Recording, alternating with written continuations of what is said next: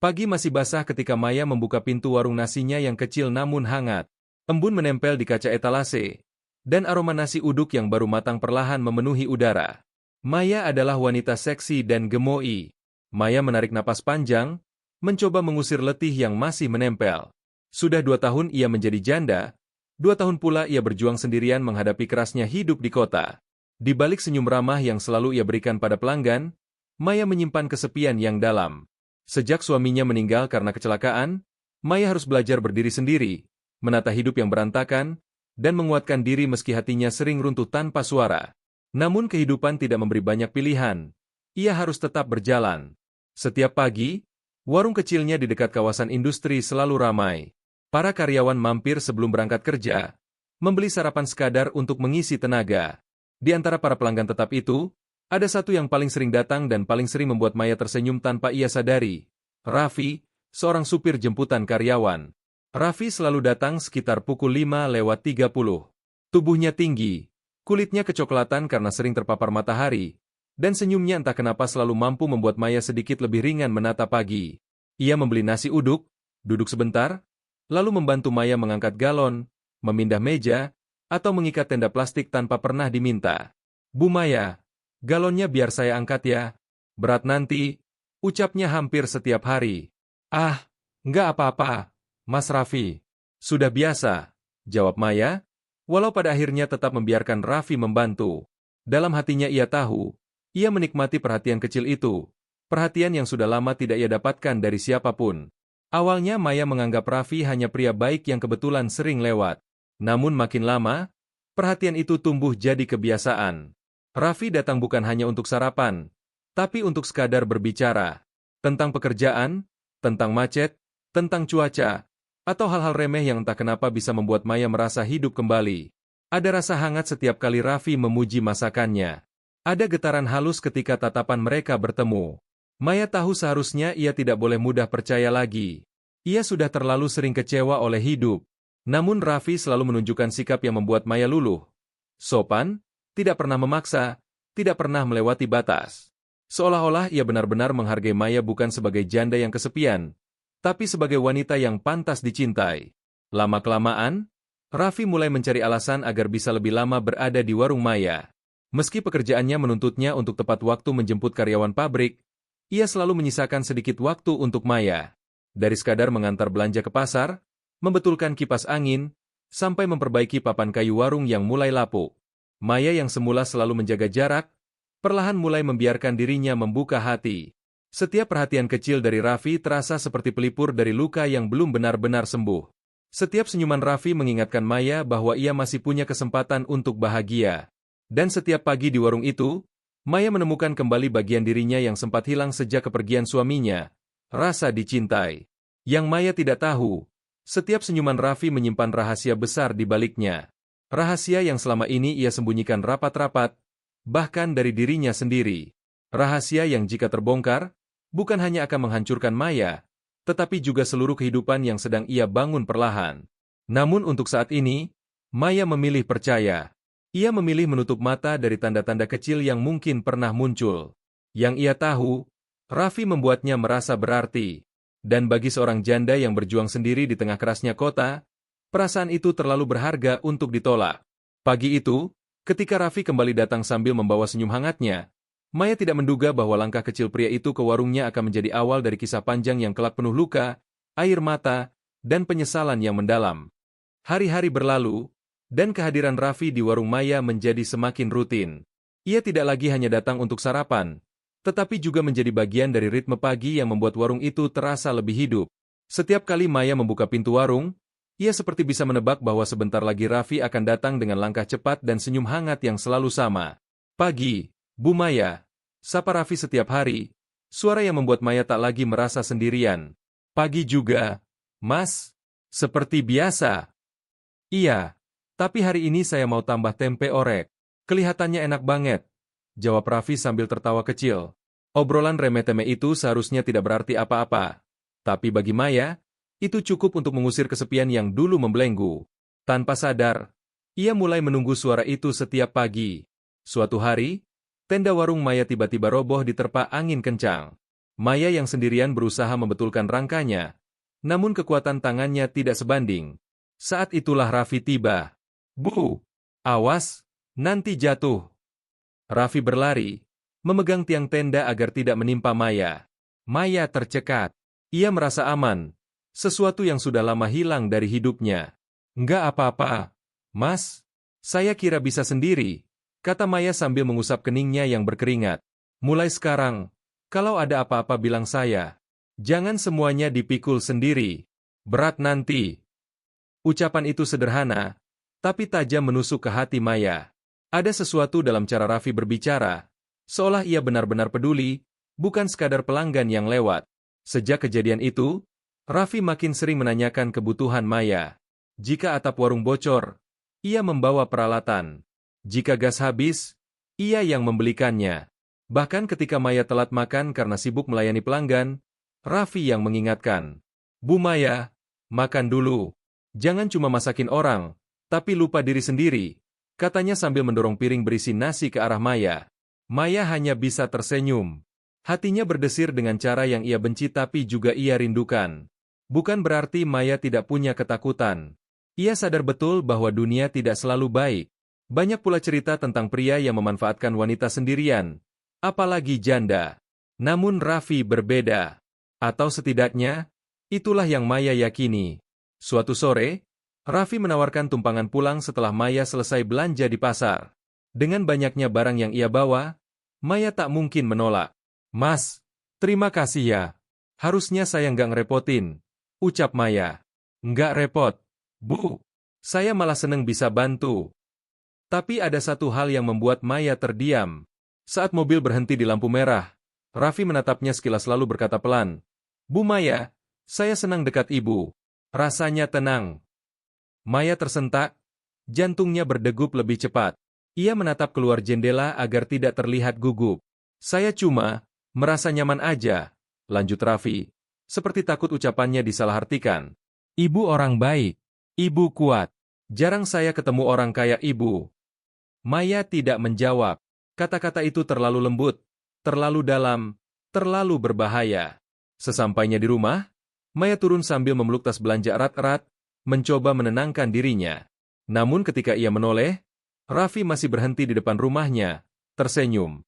Saat mobil itu akhirnya melaju pergi, Maya menyadari sesuatu yang menakutkan. Ia mulai menunggu perhatian Raffi. Ia mulai merindukan seseorang lagi. Dan itu membuat Maya takut. Keesokan harinya, Raffi kembali datang lebih awal dari biasanya. Kali ini ia membawa sebungkus kue pasar. Buat ibu. Tadi saya lewat, kepikiran buat beliin ini, katanya. Maya menatapnya lama. Terlalu lama. Mas Raffi, jangan baik-baik sama saya begini. Suara Maya pelan, hampir seperti bisikan. Saya takut nanti salah paham. Raffi menunduk, lalu berkata lirih. Saya nggak bermaksud bikin ibu takut. Saya cuma ingin ibu tahu kalau saya ada di sini. Kata-kata itu menyelinap masuk ke hati Maya, mengisi ruang yang selama ini kosong. Ia tidak tahu bahwa di balik senyum dan perhatian itu, ada tembok besar yang sedang disembunyikan Raffi. Tembok yang suatu hari akan runtuh dan menimpa mereka berdua. Namun saat itu, Maya tidak melihat apapun selain ketulusan. Atau setidaknya, sesuatu yang mirip dengan ketulusan. Dan hari itu, untuk pertama kalinya setelah lama sendiri, Maya tidak lagi menolak perasaan yang mulai tumbuh di hatinya. Hari-hari berikutnya terasa berbeda bagi Maya. Ia mulai menatap meja dengan perasaan berdebar, memeriksa penampilannya sebelum membuka warung, bahkan tanpa sadar memilih baju yang menurutnya paling rapi untuk dipakai pagi itu. Maya bukan remaja lagi, tapi rasa gugup itu seperti mengembalikan dirinya ke masa muda, masa ketika perhatian kecil dari seorang pria bisa membuat seluruh hari menjadi berwarna. Dan tentu saja, Raffi tetap datang. Selalu. Dengan senyum yang tidak pernah absen. Dengan sapaan hangat yang membuat Maya hampir lupa bahwa dirinya adalah janda yang berjuang sendirian. Suatu pagi, Raffi datang tanpa seragam mengemudi. Ia mengenakan kemeja rapi berwarna biru laut yang membuat kulitnya terlihat lebih cerah. Maya berhenti meracik nasi uduk ketika melihatnya. Mas Raffi, libur hari ini? Tanya Maya sambil mencoba terdengar biasa saja. Enggak. Saya sengaja datang lebih awal. Mau bantu ibu belanja? Jawab Raffi sambil mengangkat helmnya. Saya pinjam motor adik kos. Tadi kepikiran, ibu pasti repot kalau harus angkat-angkat semua barang di pasar. Maya terdiam, menatap wajah Raffi yang tampak begitu yakin dengan keputusannya. Tidak ada pria lain yang pernah memperlakukannya seperti itu sejak ia menjadi janda. Rasa haru menyelinap perlahan, membuat dadanya hangat. Mas, nggak usah repot. Saya mau, potong Raffi lembut, tatapannya jujur. Saya pengen ada buat ibu. Kata-kata itu seperti melunakkan dinding pertahanan yang Maya bangun selama bertahun-tahun. Ia tak sanggup berkata apa-apa selain mengangguk pelan. Di pasar, Raffi memperlakukan Maya seolah ia adalah sesuatu yang berharga. Ia menarik gerobak belanja, memilihkan sayur, bahkan menawar harga jauh lebih lihai dari Maya sendiri. Para pedagang pasar sempat menggoda, menganggap Maya dan Raffi pasangan baru. Maya hanya tersenyum kikuk. Sementara Raffi, ia justru tidak menyangkal. Iya, Bu. Doain aja. Jawab Raffi santai kepada salah satu ibu penjual tempe. Seketika pipi Maya memanas. Ia menunduk, jantungnya berdetak tak karuan. Kata-kata itu bisa saja gurauan, tapi entah kenapa terasa sangat sungguh-sungguh. Raffi memperhatikan wajah Maya yang memerah, lalu tersenyum kecil seolah mengerti kebingungan Maya. Maaf ya, Bu. Tadi cuma bercanda, kata Raffi sambil tetap menatap Maya lekat-lekat. Tapi, kalaupun beneran, kayaknya nggak apa-apa kan? Maya membeku.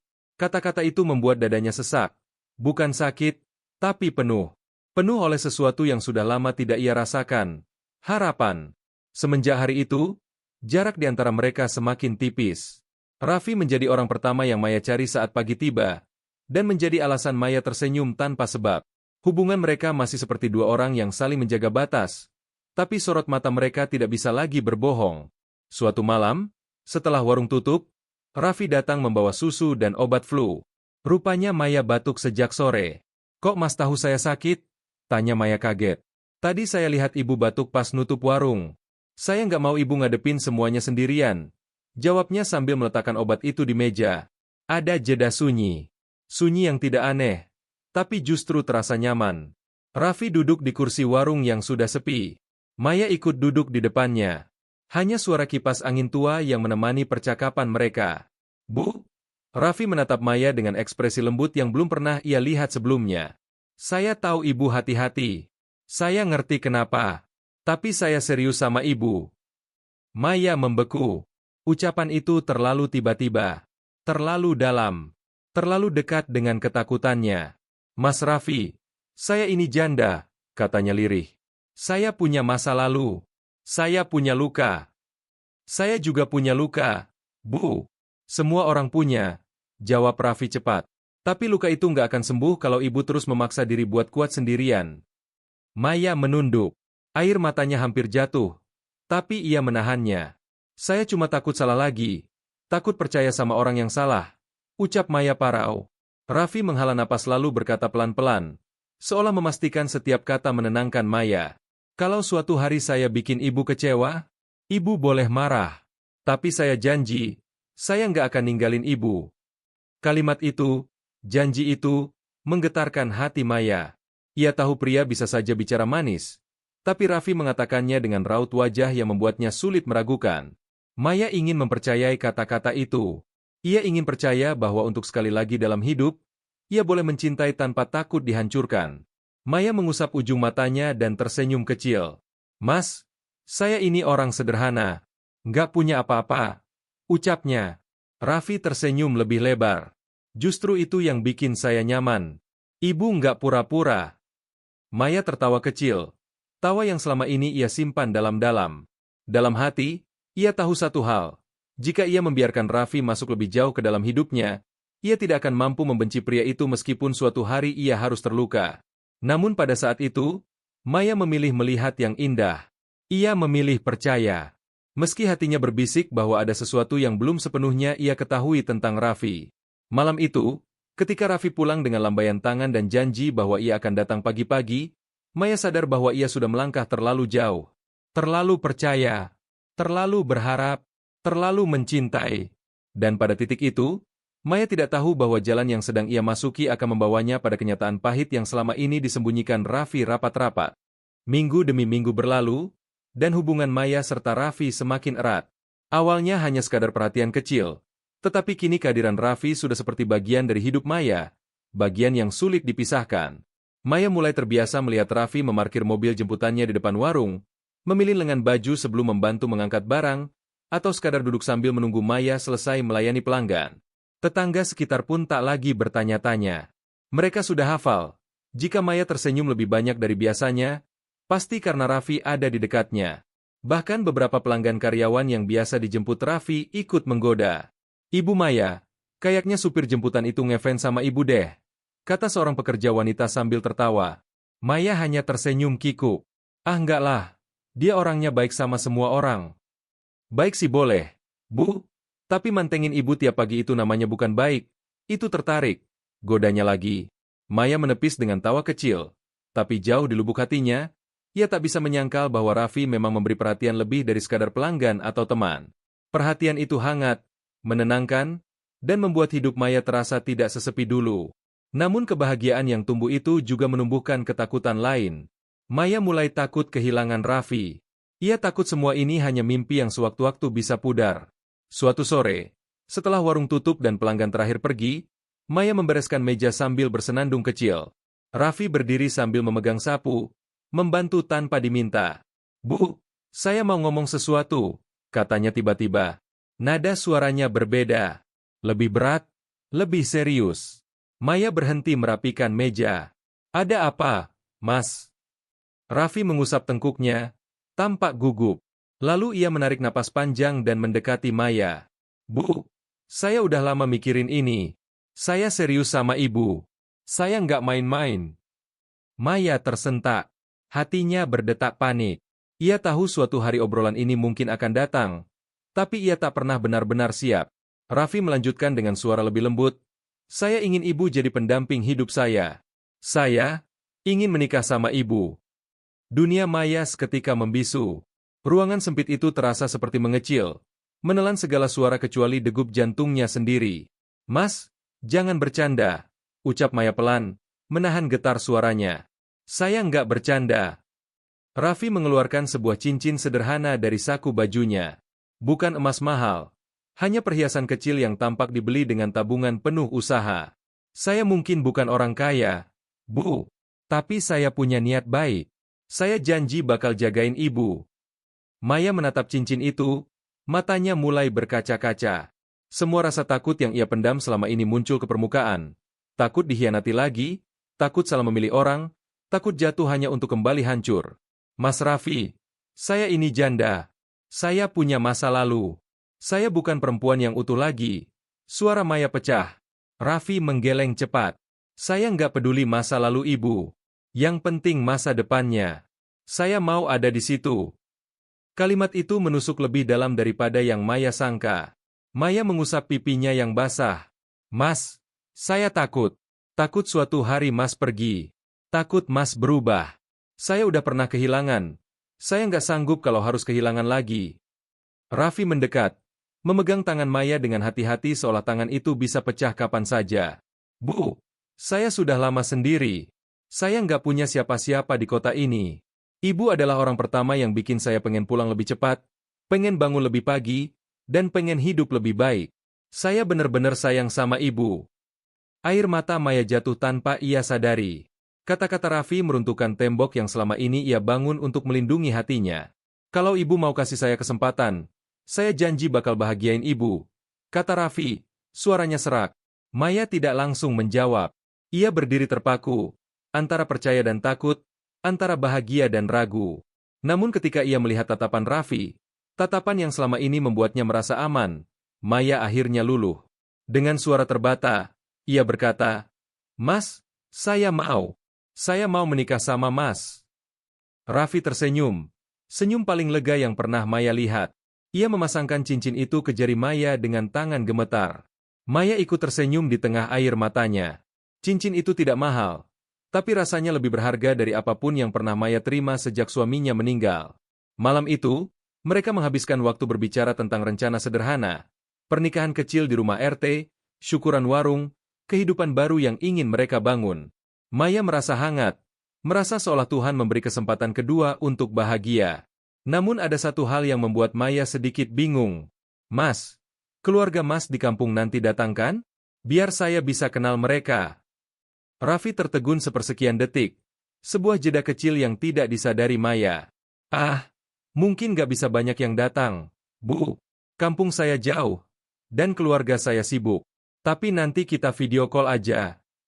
Jawaban itu terdengar logis, tapi ada sesuatu dalam nada Raffi yang samar-samar terasa janggal. Sesuatu yang Maya abaikan karena ia sedang bahagia. Maya memeluk cincin di jarinya dan tersenyum. Nggak apa-apa, Mas. Yang penting kita niatnya baik. Dalam hatinya, Maya percaya bahwa hari itu adalah awal dari hidup barunya. Awal dari keluarga kecil yang ia impikan. Awal dari cinta yang ia kira tulus. Maya belum tahu bahwa di balik lamaran manis itu, Raffi menyimpan rahasia besar yang masih tersembunyi rapat di balik kata-kata lembutnya. Rahasia yang satu hari nanti akan menghancurkan semua kebahagiaan ini. Namun malam itu, di bawah cahaya lampu warung yang temaram, Maya memilih untuk percaya. Dan pilihan itu akan menjadi titik awal dari luka terbesar dalam hidupnya. Hari pernikahan itu akhirnya tiba. Maya bangun lebih pagi dari biasanya. Jantungnya berdebar seperti remaja yang menunggu lamaran pertama. Ia berdiri di depan cermin, mengenakan kebaya sederhana berwarna krem yang sudah lama ia simpan. Ia tidak punya banyak uang untuk membuat pesta besar, tapi ia ingin hari itu terlihat layak, setidaknya untuk dirinya dan untuk Raffi. Warung kecilnya berubah menjadi tempat acara. Tetangga membantu memasang kursi, mengikat pita, menata meja untuk makanan. Ada yang membawa kue, ada yang membawa bunga plastik, ada pula yang membantu memasak. Maya terharu melihat banyak orang peduli padanya. Raffi datang dengan setelan sederhana namun rapi. Rambutnya disisir. Wajahnya tampak sedikit tegang tapi bahagia. Saat melihat Maya, ia tersenyum. Senyum yang membuat Maya merasa pilihannya benar. Ibu cantik sekali hari ini, ucap Raffi pelan. Maya tersipu. Mas juga kelihatan beda. Rapih banget. Acara berlangsung singkat. Hanya penghulu, ketua RT, dan beberapa tetangga yang hadir.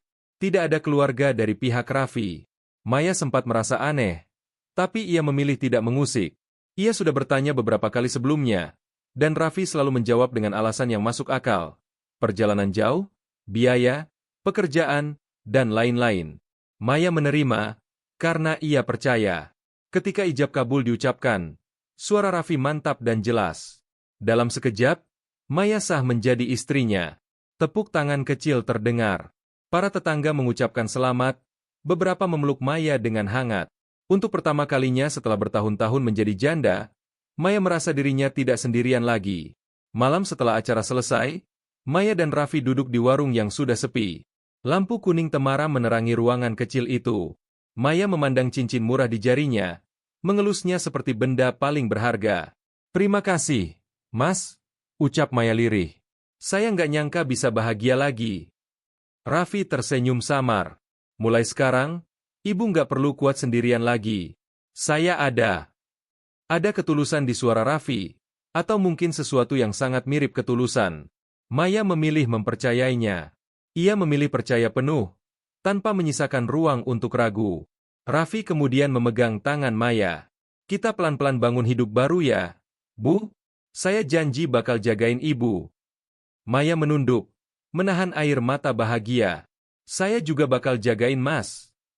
Namun jauh di dalam hati, tanpa disadari, Maya mulai memupuk harapan yang begitu besar pada seorang pria yang belum ia kenal sepenuhnya. Harapan yang kelak akan menyakitinya. Hari-hari setelah pernikahan berlangsung indah, setidaknya bagi Maya.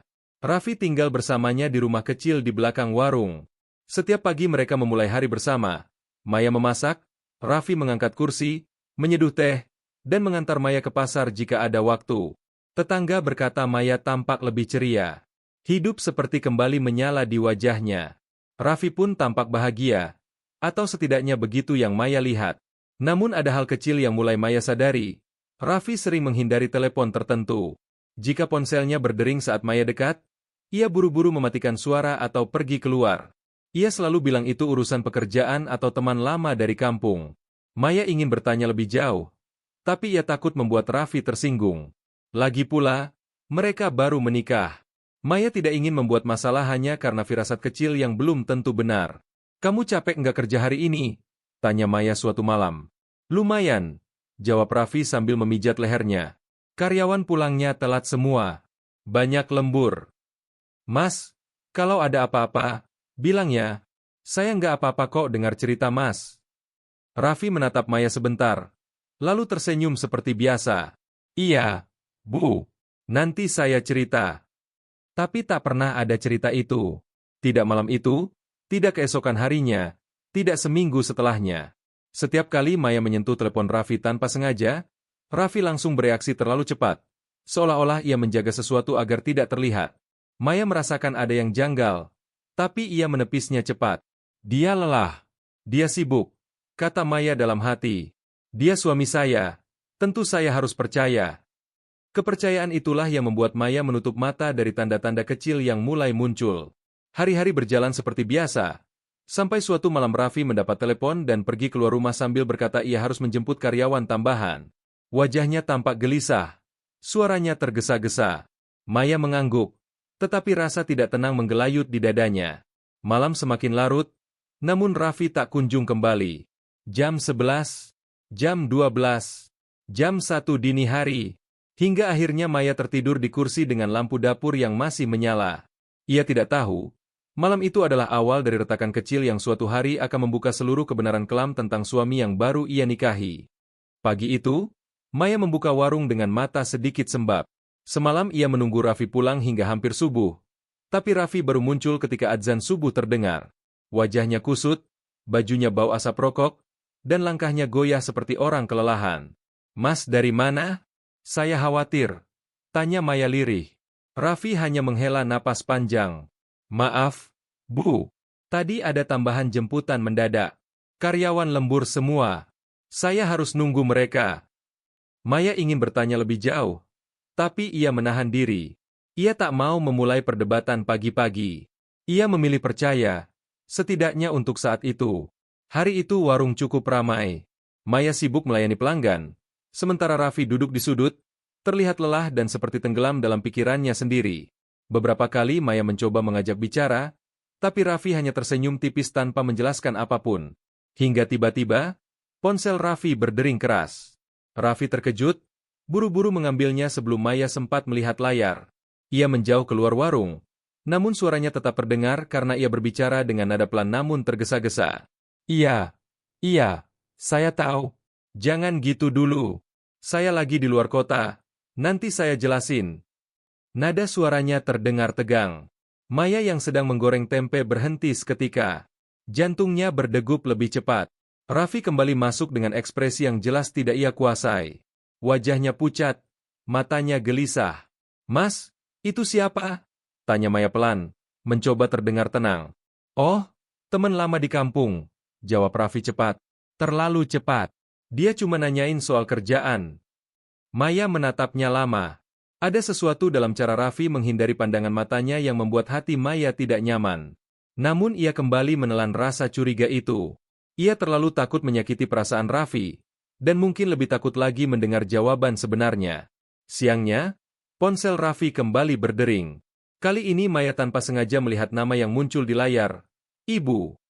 Raffi sontak merampas ponselnya dari meja, tapi Maya sempat melihatnya. SSST, saya angkat dulu ya, Bu, katanya sambil keluar tergesa-gesa. Maya terdiam. Ia tahu Raffi memang jarang bercerita tentang keluarganya, tapi bukankah seharusnya seorang ibu menyapa putranya dengan suara hangat? Mengapa Raffi justru tampak panik? Maya berdiri diam, memegang sendok nasi dengan tangan gemetar. Ada rasa dingin merayap di tengkuknya, rasa yang tidak ia sukai. Ketika Raffi kembali, ia tampak lebih kacau dari sebelumnya. Mas, itu beneran ibu Mas? Tanya Maya, suaranya nyaris bergetar. Iya, jawab Raffi singkat. Kenapa Mas nggak mau bicara di dalam? Atau kenapa Mas kelihatan takut? Raffi mengusap wajahnya keras. Bu, saya lagi pusing. Jangan tanya-tanya dulu. Kata-kata itu seperti pisau. Maya terdiam, hatinya perih. Ia menunduk, memilih diam agar suasana tidak makin tegang. Raffi pun tampak menyesal setelah melihat wajah Maya yang terluka. Ia mendekat, memegang bahu Maya. Maaf, Bu, saya cuma lagi banyak pikiran. Tenang aja, nggak ada apa-apa. Semua baik-baik aja. Maya tersenyum kecil meski hatinya penuh sesak. Ya sudah, kalau Mas butuh cerita, saya siap dengar. Raffi mengangguk tapi tidak menatap mata Maya. Itu membuat Maya semakin yakin bahwa ada sesuatu yang disembunyikan Raffi. Malam harinya, Maya yang sedang mencuci piring mendengar suara bisik-bisik dari teras rumah. Raffi sedang menelpon seseorang lagi. Suaranya parau dan lirih, seperti sedang menahan kemarahan. Kamu jangan datang dulu. Saya lagi kerja. Saya bilang jangan datang dulu. Ada jeda panjang. Lalu Raffi melanjutkan dengan nada hampir putus asa. Iya, saya tahu saya salah. Tapi jangan datang ke sini. Jangan. Ketika Maya muncul di pintu, Raffi terkejut, mematikan panggilan itu buru-buru. Siapa, Mas? Tanya Maya pelan. Jantungnya berdetak tidak karuan. Teman lama, ada masalah, jawab Raffi tanpa menatapnya. Untuk pertama kalinya sejak menikah, Maya merasa Raffi jauh. Sangat jauh. Beberapa hari berikutnya, Maya merasakan perubahan yang semakin jelas. Raffi sering keluar rumah dengan alasan tambahan jemputan. Ia pulang larut, terkadang tanpa memberi kabar. Bahkan Raffi mulai menjaga ponselnya seperti barang berharga yang tidak boleh disentuh siapapun. Pada malam ketiga, telepon kembali masuk. Maya melihat layar ponsel Raffi saat ia sedang tidur. Istriku. Dalam sekejap, tubuh Maya lemas. Darahnya seakan berhenti mengalir. Pandangannya berkunang-kunang. Kata itu menghantamnya lebih keras dari apapun yang pernah ia bayangkan. Istriku. Bukan ibu. Bukan teman. Tapi istri. Lutut Maya melemah. Ia hampir menjatuhkan piring yang sedang ia cuci. Air matanya langsung mengalir tanpa bisa ia tahan. Maya menatap punggung Raffi yang tertidur di sofa. Wajahnya terlihat tenang. Tenang seolah tidak menyimpan dosa apapun. Di dalam dada Maya, dua rasa bercampur menjadi satu. Patah hati, dan ketakutan akan kebenaran yang lebih besar. Malam itu, Maya tahu satu hal. Apapun yang Raffi sembunyikan, itu bukan hal kecil. Dan ia tidak yakin siap menghadapi jawabannya. Pagi itu, Maya membuka warung dengan tangan gemetar. Semalaman ia tak bisa tidur setelah melihat nama, istriku, di ponsel Raffi. Wajahnya pucat, mata sembab. Setiap kali ia melihat Raffi, hati Maya berdenyut sakit seperti ditusuk jarum. Namun Raffi bersikap seolah semuanya normal. Ia menyeduh teh, merapikan meja, bahkan tersenyum kecil. Senyum yang kini terasa asing bagi Maya. Bu, nanti saya pulang agak malam lagi. Ada lembur, kata Raffi sambil mengikat tali sepatunya. Maya hanya mengangguk. Tenggorokannya seperti disumpal batu. Ia ingin bertanya. Ia ingin berteriak. Tapi suara di kepalanya berkata, jangan dulu, tunggu waktu yang tepat. Maya tidak mau menuduh tanpa bukti. Meski hatinya sudah hancur separuh. Warung mulai ramai. Maya sibuk melayani pelanggan sambil menahan getar di tangannya. Pikiran tentang istri di kampung terus menghantui, membuat dadanya panas dan perih. Hingga tiba-tiba, seorang perempuan muncul di depan warung. Nafasnya terengah, wajahnya kusut, matanya sembab seperti habis menangis semalaman. Di tangannya, ia menggenggam tas lusuh, dan di gendongannya ada seorang anak laki-laki kecil berusia sekitar 4 tahun. Permisi, suara perempuan itu bergetar. Ini, warungnya Bu Maya. Maya tertegun. Iya, Bu. Ada yang bisa saya bantu? Perempuan itu menatap Maya lama. Matanya berkaca-kaca. Kemudian ia berkata dengan suara hampir pecah. Saya istrinya Raffi.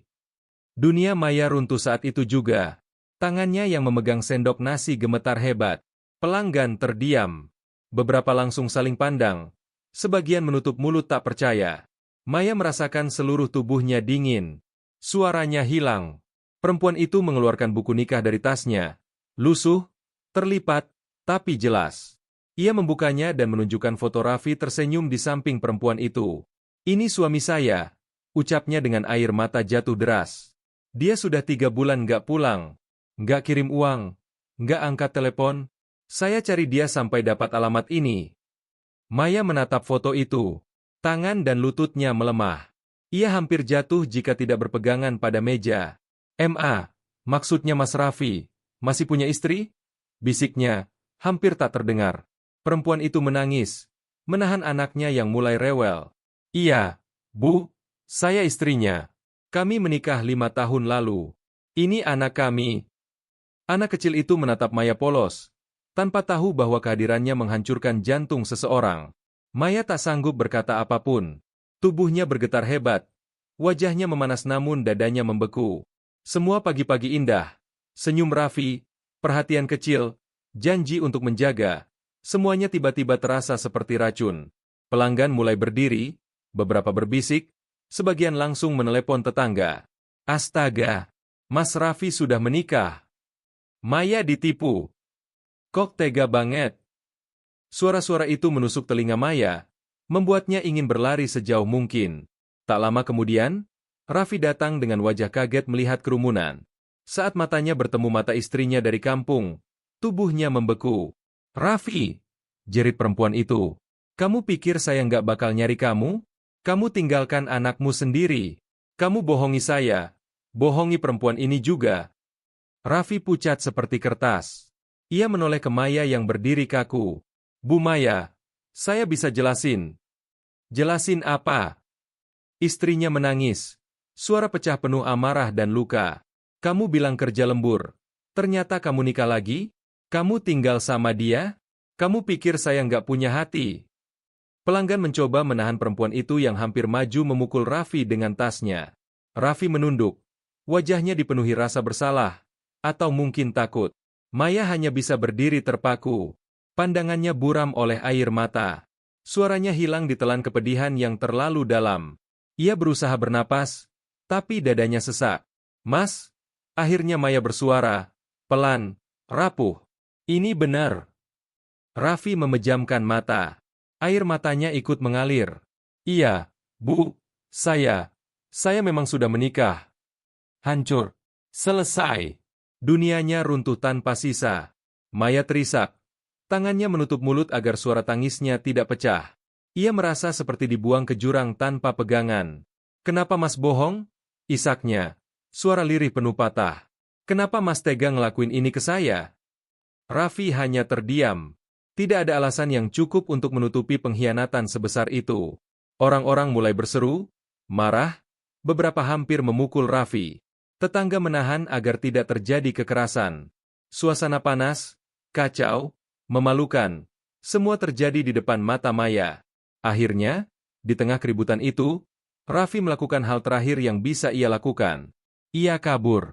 Ia berlari meninggalkan istrinya, meninggalkan Maya, meninggalkan masalah yang ia buat sendiri. Seperti pengecut, ia melarikan diri tanpa satupun kalimat maaf. Maya jatuh berlutut, menangis tanpa suara. Ia kehilangan suami, kehilangan kepercayaan, kehilangan harga diri, dan kehilangan harapan yang ia genggam selama ini. Semua hancur karena satu kebohongan yang Raffi simpan rapat-rapat. Dan hari itu, Maya bersumpah pada dirinya sendiri. Ia tidak akan pernah memaafkan Raffi. Tidak kali ini. Tidak setelah luka sebesar ini. Setelah keributan besar itu, warung Maya berubah menjadi tempat yang penuh sunyi dan sesak. Orang-orang perlahan pergi. Beberapa masih menggeleng tak percaya. Sebagian lagi menatap Maya dengan tatapan iba yang menusuk lebih dalam dari pisau manapun. Di depan warung, hanya tersisa Maya, istri sah Raffi dari kampung, dan anak kecil yang terus bertanya kenapa ayahnya lari. Maya berdiri terpaku, tidak mampu menggerakkan tubuhnya. Rasanya seperti seluruh tenaga di tubuhnya tersedot habis. Dunia yang ia bangun dengan susah payah selama berbulan-bulan hancur dalam hitungan menit. Istri sah Raffi menatap Maya dengan mata merah. Bukan benci, bukan marah, tetapi luka yang sama besar. Bu, saya nggak salahin ibu, ucapnya dengan suara lirih, penuh kelelahan. Ibu juga korban. Sama seperti saya. Air mata Maya runtuh tanpa bisa ia tahan. Ia merasakan campuran malu, marah, kecewa, dan hancur. Saya nggak tahu, Bu. Demi Allah saya nggak tahu. Suara Maya pecah. Kalau saya tahu Mas Raffi punya istri, saya nggak akan. Perempuan itu mengangguk pelan sambil mengusap anaknya. Raffi memang pintar ngomong. Dia suka bikin orang percaya, katanya dengan senyum pahit. Dia juga sering begitu sama saya. Kalimat itu membuat Maya semakin sakit. Ternyata Raffi bukan pria baik yang ia kira. Ia bukan penyelamat hidup yang datang membawa harapan. Ia hanyalah pembohong yang berpindah dari satu perempuan ke perempuan lain untuk mencari kenyamanan bagi dirinya sendiri. Perempuan itu kemudian berdiri. Bu Maya, maaf saya bikin keributan. Saya harus pulang. Tapi kalau Raffi kembali ke sini, bilang dia anaknya nungguin dia. Suara perempuan itu pecah. Kalau dia masih peduli. Maya mengangguk dalam tangis. Saya doakan ibu kuat, ucap Maya terbata. Perempuan itu memeluk Maya sebentar. Dua wanita yang sama-sama terluka oleh pria yang sama. Lalu ia pergi, menggendong anaknya, melangkah dengan kaki gemetar namun tegar. Ketika sosok mereka menghilang di tikungan, Maya jatuh terduduk di lantai warung, menangis dalam hening yang menyakitkan. Hari-hari berikutnya adalah neraka yang berjalan pelan. Maya tetap membuka warung, karena hidup harus terus berjalan. Tapi tangannya selalu gemetar, matanya sembab, dan senyumnya hilang entah kemana. Tetangga datang memberi semangat, tapi justru membuat Maya tambah malu. Bu Maya sabar ya. Kami tahu ibu nggak salah. Laki-laki kayak Raffi itu emang nggak benar. Semua kata-kata itu seperti menabur garam ke luka yang masih terbuka. Maya hanya mengangguk dan tersenyum pahit. Ia bingung harus merasakan apa. Marah, sedih, kecewa, atau ingin menyerah saja. Paling menyakitkan adalah setiap sudut warung mengingatkannya pada Raffi. Kursi tempat ia duduk menunggu pelanggan. Dinding tempat ia memperbaiki kabel lampu. Rak bumbu yang pernah ia rapikan. Semuanya mengingatkan Maya pada kebohongan. Suatu sore, Maya duduk sendiri di warung yang sudah tutup. Lampu temaram menyorot meja yang masih berantakan. Maya memeluk lutut dan menatap cincin yang masih melingkar di jarinya. Cincin itu kini terasa seperti belenggu. Kenapa Mas tega sama saya? Bisiknya lirih. Kenapa Mas bohong? Kurang apa saya? Maya menunduk, menutup wajahnya. Ia menahan tangis agar tidak pecah lagi. Tapi semakin ia mencoba, semakin deras air mata itu jatuh. Ia baru saja mulai percaya pada seseorang setelah bertahun-tahun menutup diri. Ia baru saja membuka pintu hatinya sedikit. Dan di balik pintu itu ternyata hanya ada bayangan kelam yang siap merobeknya. Luka itu terlalu besar untuk dibalut dengan kata sabar. Malam semakin larut ketika Maya mendengar suara langkah pelan dari luar. Ia terpaku. Ia mengenali langkah itu, langkah Raffi. Pintu warung diketuk pelan. Bu Maya, tolong buka. Saya mau jelasin. Maya menegang. Tubuhnya bergetar. Amarah dan sakit bercampur menjadi satu. Bu, saya mohon, izinin saya bicara. Suara Raffi terdengar serak. Maya berdiri, tapi tidak mendekat. Ia menatap pintu itu dengan mata basah. Pergi, ucap Maya pelan namun tegas. Mas sudah hancurin hidup saya. Pergi. Bu, saya sayang sama ibu. Saya. Pergi, teriak Maya. Suaranya pecah. Apapun yang Mas bilang sekarang gak akan ubah kenyataan. Mas bohong. Mas tipu saya. Hening sejenak. Lalu Maya mendengar langkah Raffi menjauh. Pelan, ragu, dan akhirnya hilang. Maya jatuh berlutut, menangis terseduh-seduh. Malam itu, Maya tahu satu hal. Cinta bisa memulihkan, tapi kebohongan bisa menghancurkan lebih dalam dari apapun. Dan hatinya, hancur hingga tidak bersisa. Sejak malam Raffi mengetuk pintu untuk terakhir kalinya, hidup Maya terasa seperti berjalan di atas pecahan kaca. Setiap langkah sakit, setiap napas berat. Meski ia berusaha terlihat kuat di depan orang-orang, hatinya masih tercabik-cabik oleh pengkhianatan yang terlalu dalam. Pagi itu, Maya membuka warung dengan sisa tenaga. Wajahnya pucat, matanya sembab. Namun ia memaksakan senyum kecil pada pelanggan yang datang. Ia harus bertahan. Ia tak punya pilihan lain. Bu Maya, kalau capek jangan dipaksa, kata salah satu pelanggan wanita yang sudah kenal lama. Maya hanya tersenyum tipis. Saya nggak apa-apa, Bu. Hidup harus jalan terus. Namun di dalam dirinya, Maya jauh dari kata baik-baik saja. Beberapa hari setelah kejadian itu, tetangga mulai membawa kabar baru. Raffi pergi dari kosannya. Semua barang dibawa, kata Pak RT. Dia katanya pulang kampung, tapi nggak ada yang tahu kampungnya yang mana, tambah yang lain. Teleponnya nggak aktif. Sepertinya dia sengaja menghilang. Maya mengangguk tanpa komentar. Tidak ada gunanya lagi mencari penjelasan dari orang yang memilih kabur daripada bertanggung jawab. Yang paling menyakitkan adalah kenyataan bahwa Raffi bahkan tidak berpikir untuk kembali meminta maaf dengan cara yang layak. Ia hanya lari, meninggalkan dua perempuan yang sama-sama mencintai dan mempercayainya. Suatu siang, Maya menemukan sepeda motor yang biasa dipakai Raffi masih terparkir di depan warung. Helmnya tergantung, kunci masih ada di bawah keset tempat biasa. Maya tertegun. Kenapa motornya ditinggal? Gumamnya. Tetangga menjelaskan bahwa motor itu sebenarnya bukan milik Raffi, melainkan motor temannya sesama supir jemputan. Dia titip ke saya kemarin, kata temannya. Katanya kalau dia nggak balik lagi, suruh jual aja, uangnya buat ibu. Maya membeku. Ada amarah, ada sedih, ada rindu, dan ada benci yang bersamaan datang. Kenapa dia masih sempat mikirin saya setelah dia hancurin hidup saya? Gumam Maya lirih. Temannya hanya menghela napas. Raffi itu baik, Bu, tapi caranya salah. Salah besar. Maya tidak menjawab. Baginya, seberapa baik pun seseorang, kalau sampai tega membohongi dan menghancurkan hidup orang lain, itu bukan kebaikan, itu hanya dalih yang tidak layak dibela. Malam harinya, Maya duduk di dapur, menatap dinding kosong. Ia mencoba mengingat setiap momen bersama Raffi, senyumnya, bantuannya, perhatian kecilnya. Semua tampak begitu nyata, begitu tulus. Namun kini ia sadar, semua itu bukan ketulusan. Itu hanyalah cara Raffi mendapatkan tempat nyaman untuk dirinya sendiri. Ia menjadikan Maya tempat singgah, bukan rumah.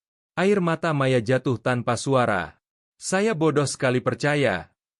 Ia memukul dadanya pelan, berulang-ulang, seolah ingin mengeluarkan rasa sakit yang tak kunjung hilang.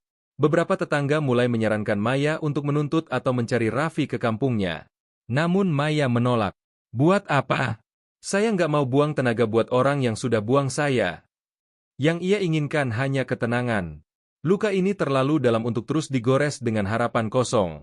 Suatu sore, Maya duduk di depan warung, memandangi jalan yang mulai gelap. Suara motor lewat, anak-anak berlari, dan bau gorengan dari tetangga tercium.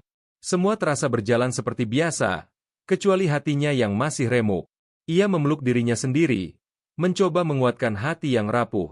Maya, kamu harus bangkit, bisiknya pada diri sendiri. Dia yang salah, bukan kamu. Kalimat itu sederhana, tapi butuh seluruh tenaga untuk mengucapkannya. Ia memejamkan mata dan menarik napas panjang. Untuk pertama kalinya sejak kejadian itu, Maya mencoba menerima kenyataan. Raffi tidak akan kembali. Dan mungkin itu yang terbaik. Tanpa sadar, air matanya mengalir lagi.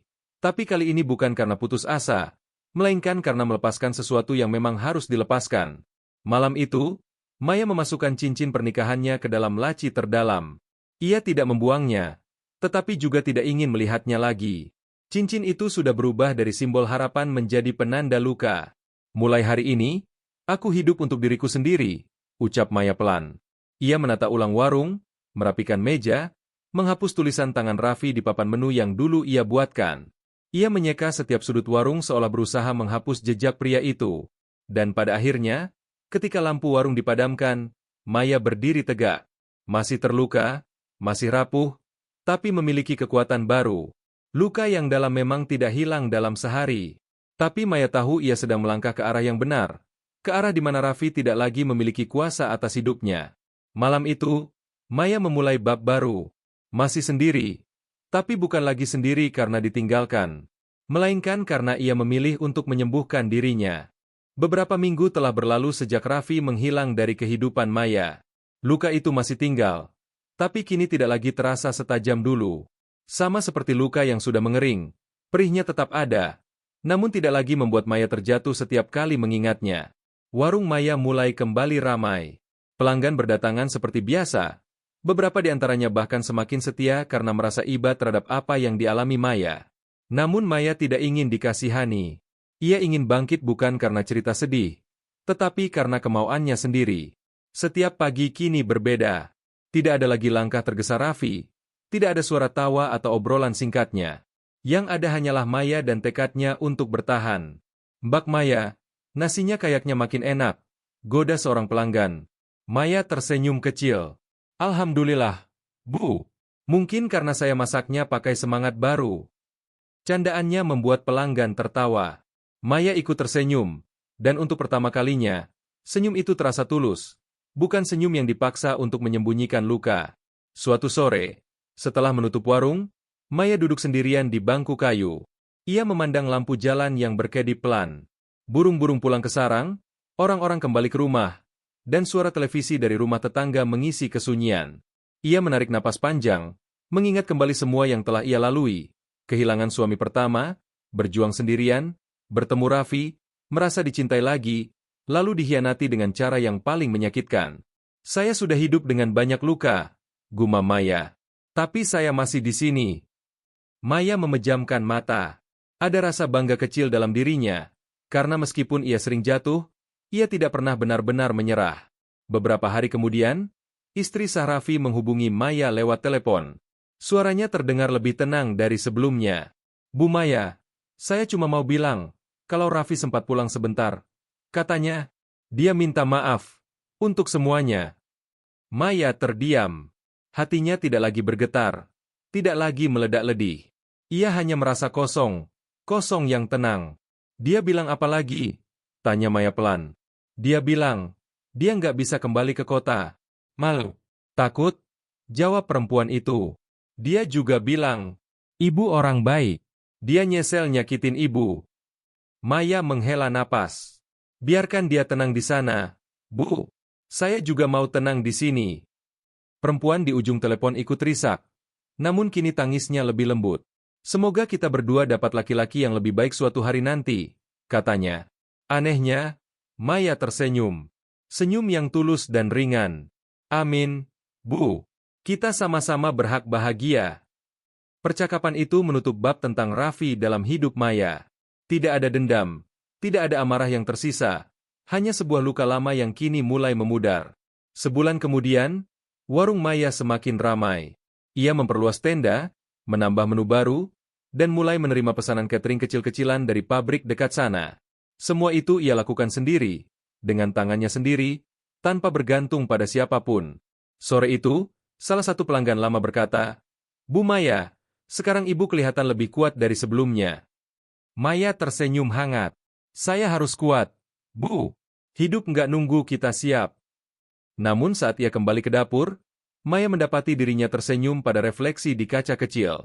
Terima kasih, Maya, sudah bertahan sejauh ini, bisiknya pada diri sendiri. Untuk pertama kali dalam hidupnya, Maya merasa ia bisa mencintai dirinya sendiri tanpa bantuan siapapun. Suatu malam, saat hujan deras mengguyur, Maya duduk di dalam warung yang sudah ditutup. Ia memegang cincin pernikahan yang dulu diberikan Raffi. Cincin itu bukan lagi simbol rasa sakit. Kini, cincin itu adalah pengingat bahwa ia pernah berani membuka hati, dan berani bangkit setelah hatinya dihancurkan. Tanpa menangis, Maya menaruh cincin itu dalam kotak kecil dan menyimpannya di tempat paling jauh dari pandangan.